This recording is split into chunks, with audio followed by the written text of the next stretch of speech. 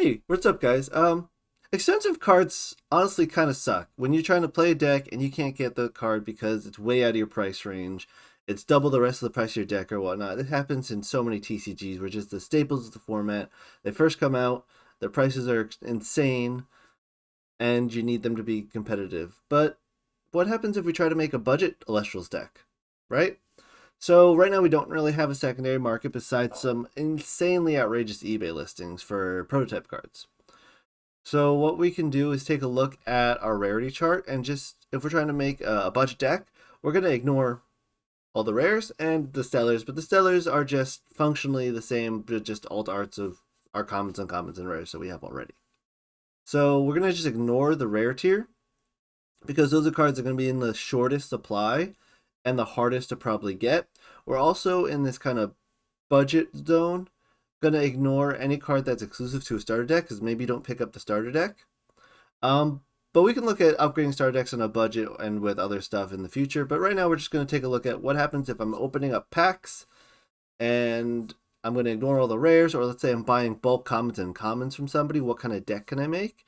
And there's a couple surprising, like the decks aren't great, but they're more functional than I would have thought they'd be.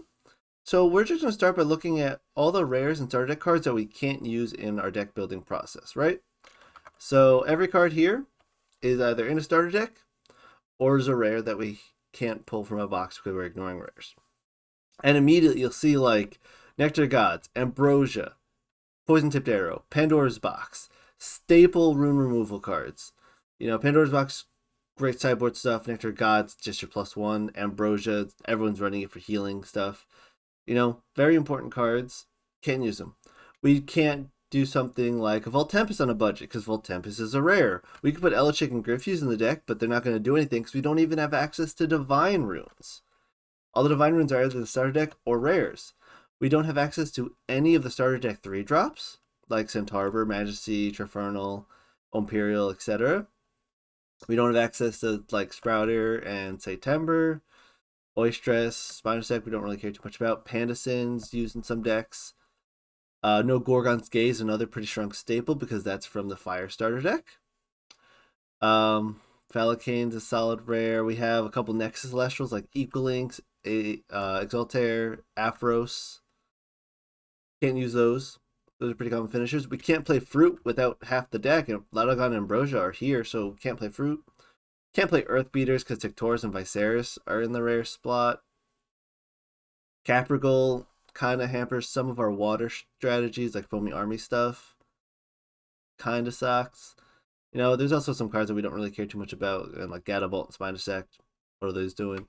We're losing a lot of control cards like Arceros, Sonicor, Leonite. Even Emphyrix, you could say. Like, just solid cards we don't have access to. No Krakatuga, so can't really do Eruption Burn stuff super well, and Water Fire. We're just missing a lot without these rares. And will all these rares be expensive? Probably not. I mean, even the staple cards, again, if you pick up a starter deck, a lot of them are in there. But we can save that for another day. We're just going to look at what we can do with just bulk commons and commons from the base set. So let's just jump into the 2 decks that I made, kind of with that restriction. No rares, no starter deck stuff. So first off, we have this. So this is a Water Thunder discard deck, right? And honestly, it's mostly complete.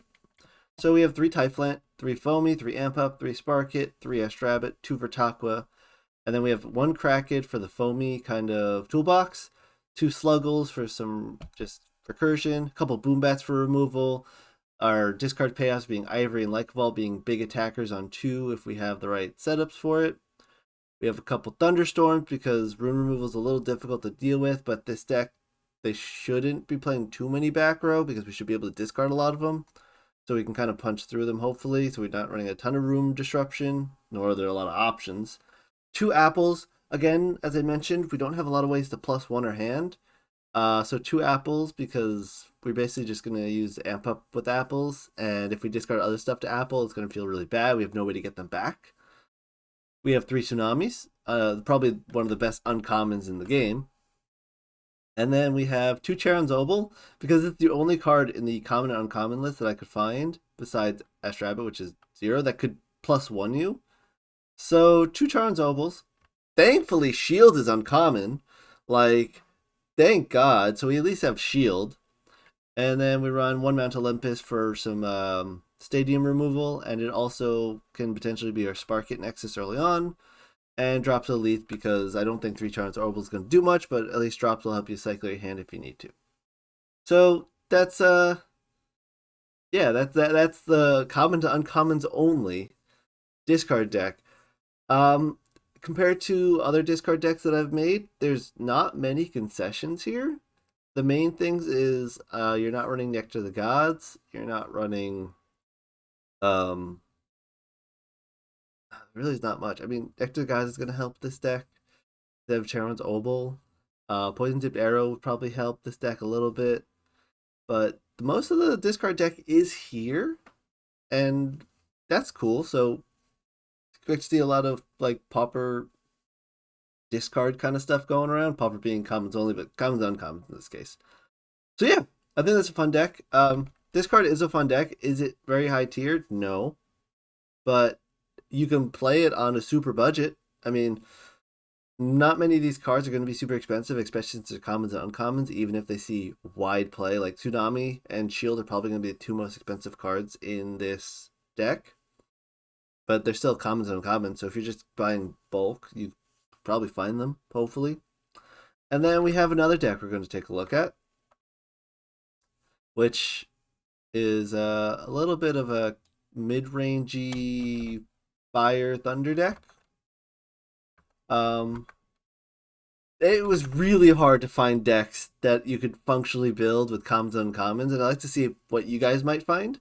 But yeah, this is like a Thunder Fire mid-range kind of thing. So what's the goal with the deck? It's partial control, partial just kind of burst finishers.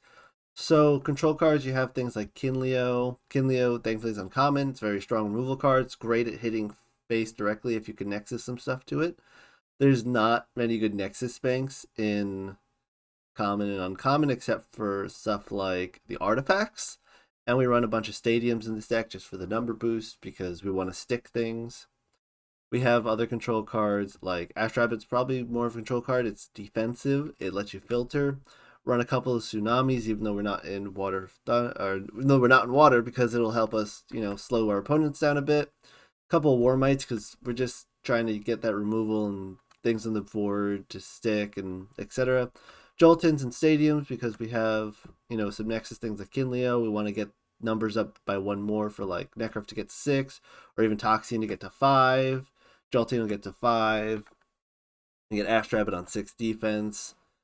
And then kind of to close the game after doing some early control stuff is we're trying to get into Blazerous. And we can do the Blazerous Thunderbolt to Zeus stuff. We could get into Galvenom and just kind of Galvenom blow up their board and hit things. If we get out Mount Olympus, we can have an 8 attack Galvenom on the board. And to kind of protect that stuff, again, we have 3 shield because shield is shield. Tsunami to protect stuff. We have Helios Chariot Ride because our finishers are a little bit weak to runes. Like Blazerous can get bounced, it can get poison tipped. Galvenom can get bounced, it can get poison tipped, even though Galvenom will at least do something on the board. We're going to run a couple Helios Chariot Rides just to stop shields from happening, PTAs from happening. So if we like turn 1 have Earth Scout into play, gets broken, so we can go into Blazerous next turn. We can use Helios Chariot Ride to just open the way for Blazerous, open the way for Galvenom, kind of board clear if we can.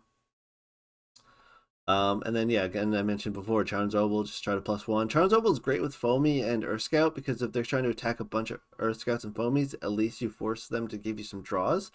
Pretty useful. Is this the best deck? Again, not really. It has potential. It could work. But we're really grasping at straws when trying to look at commons and uncommons. And if I can just go pull up the list of commons and uncommons real quick.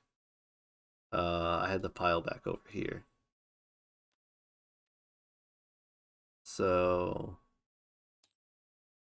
let me scoot over here quick and you'll see. So, there's not a ton here. Like We have all the artifacts, but none of the divine runes. We have all the stadiums. We have things like Earthquake. We have some removal cards. We have, some strong stuff. We have most of the win toolbox, but no way to win toolbox without a Festus. Um, we have some strong one drops in Thunder, like Ash Rabbit. Jolton can be decent. Toxin can be decent, but there's no Circle of the Sky or Nexus cards except for Spark It. We have galaxies. We have pretty much a 5 attacker in every element, so that's potential. We have foamies. We have Earth Scouts. We have Kinleos. So there's some solid commons and uncommons here.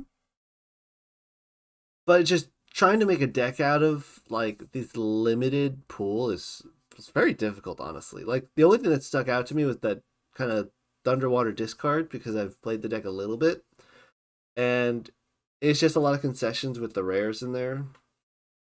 But it's fun.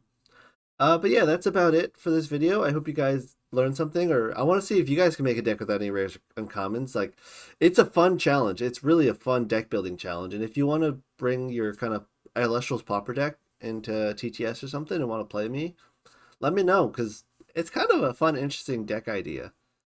Other than that, I'll see you guys in the next video. And if you want more of this, I might do a similar no rares, but trying to upgrade the starter decks, which I think will be a lot more successful than just saying no rares and starter decks, build a deck, go. So with that, I'll see you guys in the next video. Have a great one.